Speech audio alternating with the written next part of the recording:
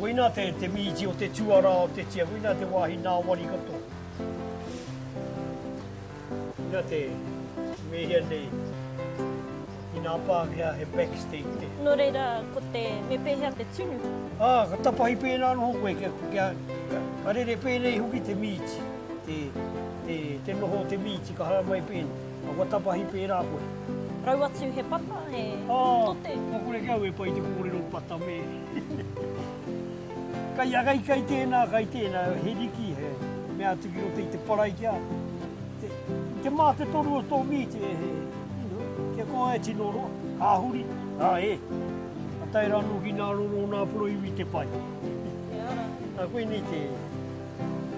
Kai te whakariri atu e nei kai a tātai. O tēnei kai huki mea hari ki e mai huki i roto Aotearoa.